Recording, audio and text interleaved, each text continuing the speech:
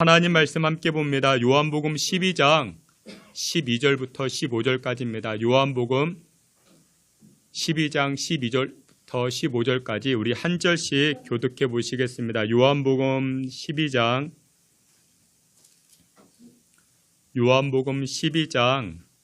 12절부터 15절까지입니다. 제가 12절, 여러분들이 13절, 제가 12절 말씀 먼저 봉독해 올립니다. 그 이튿날에는 명절에 온 큰 무리가 예수께서 예루살렘으로 오신다는 것을 듣고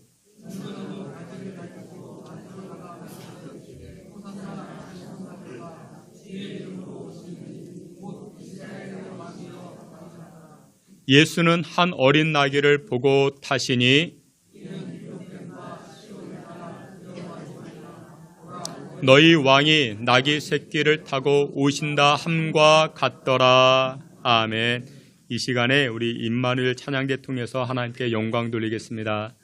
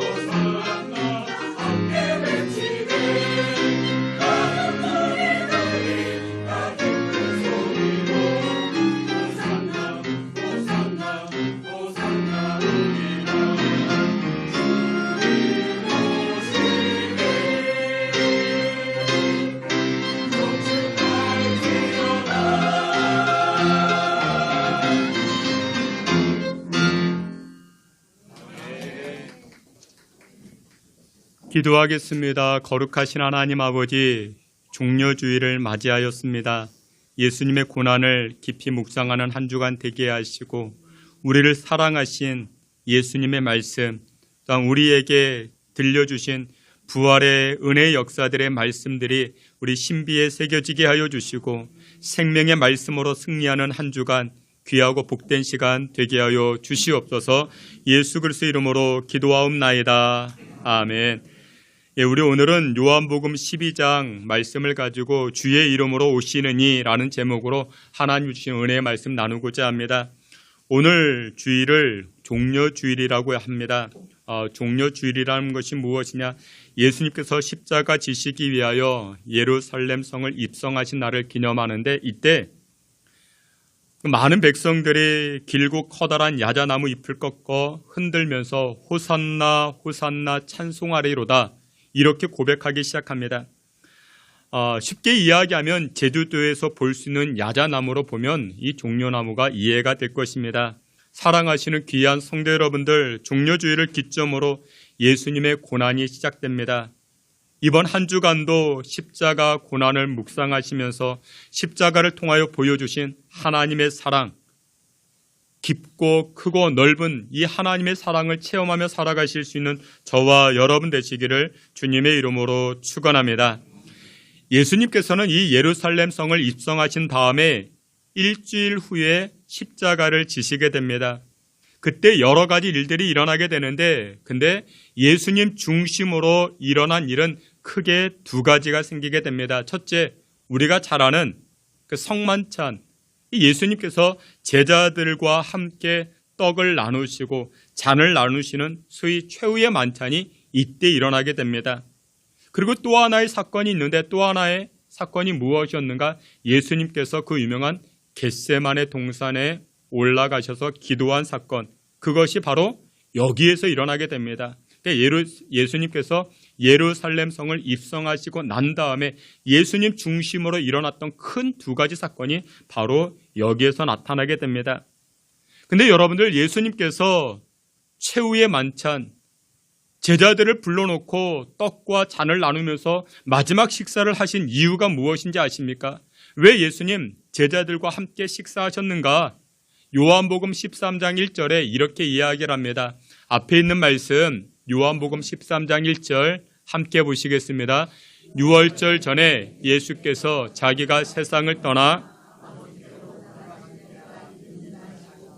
세상에 있는 자기 사람들을 사랑하시되 끝까지 사랑하시니라. 아멘. 예수님께서 사랑하시는 제자들을 불러다 놓고 함께 식사의 자리를 하시게 됩니다. 그러면서 예수님께서 제자들에게 이렇게 말씀하십니다. 내가 말이야 세상을 떠나 아버지께로 돌아갈 때가 됐어. 아버지께로 돌아갈 때가 됐다라고 이야기를 합니다. 여러분, 정말 지혜로운 사람은 때를 분별할 줄 아는 자라 말할 수 있습니다. 여러분, 공부할 때가 있죠. 그리고 일할 때가 있습니다. 잠을 자야 할 때가 있고 깨어서 움직여야 할 때가 있습니다. 여러분들, 기도할 때가 있죠. 그리고 행동할 때가 있는 것입니다. 이처럼 때의 분별에 맞게, 이 분별을 가지고 때에 맞게끔 행동하는 것이 지혜로운 사람이 된다 말할 수 있습니다. 오늘 본문에서 예수님께서는 아버지께로 돌아갈 때가 되었다 말씀하십니다. 여러분들, 예수님은 항상 때에 관하여 민감하셨습니다. 요한복음 17장 1절에서도 이렇게 말씀하십니다. 아버지여, 때가 이르렀사오니, 때가 되었다라는 것이죠. 여러분들, 하나님의 백성들은 때에 관하여 민감해야 됩니다. 잠을 자다가도 기도할 때가 됐구나. 일을 하다가도 예배할 때가 됐구나. 여행을 하다가도 교회 갈 때가 됐구나. 여러분들, 때에 관하여 행동하는 것이 무엇보다도 중요하다라는 것입니다. 그래서 믿음이란 무엇이냐? 나에게 주어진 시간, 그때가 무엇인지, 내가 그때 무엇을 해야 되는지 명확하게 반응할 줄 아는 것, 그것이 바로 믿음 조음이라 말할 수가 있습니다. 예수님께서는 자신의 때를 아셨습니다. 그런데 그때가 무슨 때였는가? 십자가 사명을 감당하는 때, 십자가를 져야 하는 때, 이것이 자기에게 도래했다라는 것을 우리 예수님 분명히 알게 되었습니다.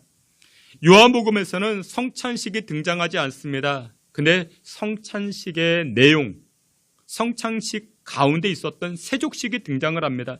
예수님께서 식사, 제자들과 떡을 떼시고 잔을 나누시고 배불리 먹으시고 이 식탁을 치우고 제자들에게 어떻게 합니까? 발을 씻겨주십니다. 이 세족식이 성찬식 안에 담겨져 있는 것입니다. 근데 마태와 마가와 누가복음에서는 성찬식 이 내용들이 다 등장을 합니다. 마태복음 26장 26절을 보게 되면 이렇게 말씀합니다. 앞에 있는 말씀, 우리 말씀 다 함께 봅니다. 그들이 먹을 때에 예수께서 떡을 가지사 축복하시고 떼어 제자들에게 주시며 이르시되 받아서 먹으라, 이것은 내 몸이니라 하시고. 아멘. 예수님께서 성찬식을 하실 때에 제자들에게 이렇게 말씀합니다. 야, 이건 먹어라, 이건 먹어라. 여러분들, 먹는다라는 것은 무엇일까요? 하나됨을 의미합니다. 여러분들, 밥을 같이 먹었다? 그러면 나와 가까워지는 것입니다. 나와 하나가 되는 것입니다. 오늘 우리는 성찬식을 거행합니다. 성찬식은요, 예수님과 하나 되는 시간을 의미합니다. 여러분들 신앙은 이해가 아닙니다. 영접하는 것, 받아들이는 것, 수용하는 것이 신앙이라 말씀을 드렸습니다. 다시 말해서 수용한다라는 것은 먹는 겁니다. 받아들인다라는 것이 먹는 것입니다. 신앙생활 잘하는 것이 무엇이냐? 믿음이 좋다라는 것이 무엇이냐? 하나님의 말씀을 받아 먹는 겁니다. 여러분들 밥을 함께 먹고 싶은 사람이 있고 함께 먹기 싫은 사람이 있죠. 누구와 밥을 함께 먹고 싶어 하십니까? 밥 잘 먹는 사람. 여러분 밥을 잘 먹으면 나도 잘 먹고 싶어 합니다. 밥을 맛있게 먹는 사람이 있으면 나도 밥을 맛있게 먹으려고 합니다. 근데 누구랑 밥 먹기 싫습니까? 밥알을 세는 사람. 밥을 먹는지 밥알을 세는 건지 그러면 밥맛이 떨어지지 않습니까? 과자를 줬습니다. 근데 이 과자 뒷면을 보면서 칼로리가 얼마이고 첨가물 무엇이 들어있고 그러면 여러분들 과자를 줬다가도 뺏어가고 싶죠. 여러분들 신앙생활을 잘한다, 믿음이 좋다, 그것이 무엇이냐? 잘 받아먹는 것입니다. 하나님의 말씀을 잘 받아먹는 것입니다. 오늘 성찬식을 거행합니다. 이때 나누는 떡이 있죠. 나누는 잔이 있습니다. 이것을 잘 받아먹으면 됩니다. 우리 한국인들에게는 먹는 것의 의미가 참 큽니다. 전 문화부 장관을 지냈던 이어른 교수님이 이런 이야기를 합니다. 그의 책을 보게 되면 먹는 것에 관한 이야기가 참 많이 등장을 하는데 나이를 먹는다, 겁을 먹었다, 또 게임을 하거나 운동을 할 때 우리 팀으로 먹었다, 그런 표현이 많이 등장을 하게 됩니다. 근데 이어른 교수의 표현으로 보게 되면 먹는다라는 것은 우리 민족의 고유정서라 이야기를 합니다. 이어른 교수는 먹는다라는 것은 하나됨을 강조하는 것이다 라고 이야기를 합니다. 나이를 먹으면 나이와 내가 하나의 인격체로 만들어졌다라고 이해를 합니다. 겁을 먹었다 그러면 두려움이랑 나의 인격이 하나가 되었다라는 것입니다. 내가 지금 두려움이라는 것입니다. 그러니까 우리는 잘 먹어야 됩니다. 아무거나 먹어서는 아니 됩니다. 제일 잘 먹는 것이 무엇이냐? 무엇을 먹어야 됩니까? 예수님 먹어야 됩니다. 예수님 먹는 것이 가장 잘 먹는 것입니다. 요한복음 6장 35절에 우리 예수님 이렇게 말씀하십니다. 앞에 있는 말씀 다 함께 보겠습니다. 예수께서 이르시되 나는 생명의 떡이니 내게 오는 자는 목마르지 아니하리라. 아멘. 예수님은 예수님 자신이 무엇이라 말씀하시는가? 내가 생명의 떡이야. 내가 생명의 떡이야. 그리고 오늘 성찬하시면서 성찬식을 거행하시면서 제자들에게 뭐라고 말씀하십니까? 내가 주는 떡 받아 먹어. 그러니까 그 얘기는 무엇이냐? 나를 먹어야 너희들이 살 수 있어. 그런 말씀이십니다. 그래서 여러분들 우리는 시간대마다 예수님 먹어야 됩니다. 하나님의 말씀을 먹고 하나님의 말씀을 먹으면 이것이 나에게 생명의 말씀 되니까 나를 살리게 됩니다. 예수님의 말씀을 먹게 되면 죽은 자도 살아나고 절망에 빠진 자도 일어서게 되고 흑암에 허덕이던 자들도 비전을 보게 되는 줄 믿으시길 축원합니다. 예전에 그 말씀 드렸죠. 이지선이라는 자매가 있었습니다. 여대생입니다. 대학생입니다. 어느 날 도서관에 갔다가 비 오는 날입니다. 이제 공부 마치고 집으로 돌아가는데 차를 타고 가는데 음주운전 차량과 사고가 났습니다. 꽝 부딪혔습니다. 근데 불이 났습니다. 이 여대생이 자기 차에서 빠져나오지 못했습니다. 전신 화상을 입었습니다. 예쁜 여대생인데 외모가 다 망가졌습니다. 그런데도 이 여대생이 인생을 포기하지 않습니다. 왜냐? 매일매일 이 여대생이 예수님을 먹기 시작합니다. 병상에 누워서 성경으로 예수님을 먹습니다. 병상에 누워서 엄마가 옆에서 기도해주는 예수님의 음성을 먹기 시작합니다. 예배를 드리면서 예수님을 먹습니다. 예수님을 먹게 되니 그의 인생이 살아나지 않습니까? 지금은 대학에서 학생들을 가르치는 교수님이 되었습니다. 절망에 빠져가지고 허덕일 수 있지만 예수님 먹으니까 그의 인생이 살아났다라는 것입니다. 여러분 그렇습니다. 우리는 예수님을 분석하는 게 아닙니다. 예수님을 그냥 받아 먹는 것입니다. 여러분들 가운데 아버지를 분석하는 분이 계십니까? 어머니를 분석하는 분이 계십니까? 아니죠. 아버지가 하는 말, 어머니가 하는 말을 우리는 다 받아 먹습니다. 그러니 우리가 성장하는 것이죠. 여러분들, 먹는다라는 것은 그 입을 통해서 나오는 음성을 듣는다라는 것입니다. 그래서 성찬식을 통해서 예수님 하시는 말씀이 무엇이냐? 나를 먹으면 너희들이 살아나리라. 이 말씀을 하고 있는 것입니다. 예수님께서는 지금 자신의 때를 말씀하십니다. 아버지께로 돌아갈 때가 되었다. 십자가를 져야 할 때가 왔다. 그걸 말씀하고 있습니다. 사랑하시는 귀한 성도 여러분들, 오늘 이 성찬 예식을 통하여 예수님과 한 몸을 이루어 가시고 그로 인하여 나에게 주어진 때, 전도할 때, 선교할 때, 헌신할 때 이것을 분별함으로 하나님의 영광을 드러내며 살아가실 수 있는 저와 여러분 다 되시기를 주의 이름으로 축원합니다. 마지막 두 번째로 우리 예수님께서 최후의 만찬을 마치시고 예수님이 어디로 가셨는가? 기도하는 자리로 가시기 시작합니다. 최후의 만찬을 마치시고 야 우리 잠이나 자자, 놀러 가자, 그게 아니고 우리 예수님 말씀하십니다. 기도하러 가자 말씀하십니다. 마가복음 14장 32절에 이렇게 이야기합니다. 앞에 있는 말씀 마가복음 14장 32절 함께 봅니다. 그들이 겟세마네라 하는 곳에 이름에 예수께서 제자들에게 이르시되 내가 기도할 동안에 너희는 여기 앉아 있으라 하시고. 아멘. 여러분, 예수님께서 제자들과 함께 떡을 떼시고 잔을 나누시고 이 성찬 예식을 마치시고 최후의 만찬을 마치시고 예수님 무엇하러 가셨는가? 겟세마네라 하는 동산에 오르셔서 기도하기 시작합니다. 근데 왜 기도하셨는가? 예수님 조금 후에 무엇을 감당하셔야 됩니까? 십자가를 감당하셔야 됩니다. 십자가를 앞에 두고 내가 감당해야 되는 그 십자가를 앞에 두고 예수님 기도하셨다라는 것입니다. 여러분, 십자가는 사형틀입니다. 십자가 사형틀은 고대 페르시아에서 처음으로 고안된 사형 도구입니다. 페르시아 사람들은 그렇게 생각했습니다. 우리들이 살고 있는 땅은 우리들이 믿는 올무즈라는 그 신에게 드려진 거룩한 땅이다. 근데 이 거룩한 땅에 여러분 십자가에는 누가 달리게 됩니까? 중한 죄를 지은 사람들, 사형수들이 달리지 않습니까? 근데 이 사형수들이 흘리는 그 피가 우리들이 섬기는 그 땅, 신성한 땅에 떨어지면 그 땅이 오염되니까 이 사형수들을 어디서? 이 땅에서 떨어뜨리자. 그래서 이 페르시아 사람들이 고안해낸 그 사형틀이 바로 십자가 형틀이었던 것입니다. 우리가 여겨지는 이 거룩한 땅에서 이 사형수들을 떨어뜨리자. 이렇게 고안된 십자가 형틀이 페르시아에서 시작되어서 아프리카, 카르타고 그리고 로마에 이르게 된 것입니다. 그런데 이 로마에서 누가? 예수님께서 십자가를 경험하기 시작합니다.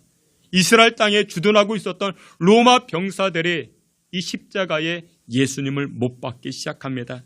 십자가 처형은 나름의 순서가 있습니다. 사형 언도를 받은 그 현장에서부터 십자가 처형 장소까지 죄인이 그 십자가 형틀을 끌고 가야 됩니다. 여기서부터 형벌이 시작되어집니다. 처형 장소까지 가는 죄인을 군인들은, 군병들은 채찍질합니다. 모진 고통이 따라오기 시작합니다. 처형 장소에 도착하게 되면 십자가에 못을 박습니다. 나의 발과 나의 손이 십자가에 못 박히기 시작합니다. 십자가에 못 박혀 매달리게 되면 피를 흘리기 시작합니다. 몸 안에 있는 수분이 빠져나가면서 극심한 갈증에 놓이기 시작합니다. 손과 발에 박힌 못의 통증, 이루 말할 수가 없습니다. 피냄새를 맡은 파리떼와 모기떼들이 극성을 부리기 시작합니다. 벌레들이 상처를 물어뜯기 시작합니다. 말로 표현할 수 없는 고통이 다다르기 시작합니다. 그러면서 점차 사형수들은 죽어나가기 시작합니다. 십자가는 인간이 만들어낸 사형 방법 중에 가장 잔인한 방법이 바로 십자가 형벌인 것입니다. 십자가는 고통을 상징합니다.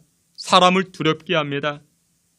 만찬을 마치신 예수님께서 왜 기도하러 가셨을까요? 고난의 십자가, 고통의 십자가가 예수님을 기다리고 있었기 때문에 그렇습니다. 기도가 아니면 이 십자가의 고난, 이 십자가가 주는 두려움, 이것을 이길 힘은 기도밖에 없다라는 것을 우리 예수님 알고서 지금의 때 무엇할 때인가? 기도할 때라는 것을 우리 예수님 보여주고 있는 것입니다. 여러분, 그렇습니다. 우리가 기도하지 않으면 맡겨주신 십자가 감당할 수 없습니다. 우리 각자가 다 십자가가 있습니다. 그 십자가가 무겁습니다. 버겁습니다. 그 십자가는 나를 두렵게 합니다. 그렇다고 그 십자가 도망칠 수 있겠습니까? 모른 척 남에게 떠넘길 수 있겠습니까? 내가 져야 되는 십자가가 있습니다. 근데 그 십자가를 감당하기 위해서는 무엇이 필요합니까? 기도밖에 없다라는 것입니다. 그래서 오늘 우리가 기도가 필요한 것입니다. 그래서 우리에게 이 기도가 필요하다라는 것입니다. 말씀의 결론을 맺도록 하겠습니다. 그렇습니다. 지혜로운 사람은 때를 분별할 줄 아는 사람인 것입니다. 때에 맞는 행동을 하는 사람, 지혜로운 사람이라 말할 수 있습니다. 지금 예수님의 때는 십자가를 감당하는 때입니다. 그리고 십자가를 앞두고 예수님 기도로 준비할 때라 말씀하고 계십니다. 그래서 우리는 기도의 자리로 나아가야 할 것입니다. 내일부터 제19차 특별 새벽 기도회를 진행합니다. 여러분들 기도해야 나의 십자가를 감당할 수 있습니다. 기도해야만이 놀라운 미래의 역사가 나타나기 시작합니다. 기도해야만이 어디까지 이르게 됩니까? 십자가를 넘어서 부활의 영광을 체험케 되더라는 것입니다. 사랑하시는 귀한 성도 여러분들, 이번 특별 새벽 기도를 통하여서 또 오늘 성찬 예식을 통하여 우리 예수 그리스도와 한 몸을 이루어 가시고 나에게 허락된 그 십자가를 기쁨으로 감당하여 부활의 영광, 영광의 면류관을 누리며 살아가실 수 있는 저와 여러분 다 되시기를 주님의 이름으로 축원합니다. 아멘. 하나님 아버지, 이 시간 저희들을 긍휼히 여겨 주시옵시고 성찬 예식을 통하여 예수 그리스도와 한 몸 이루게 하시고 생명의 떡이신 예수님을 받아 먹음으로 승리하며 살아나며 세움받는 주의 백성들 다 되게 하여 주시옵소서. 예수님의 이름으로 기도하옵나이다. 아멘.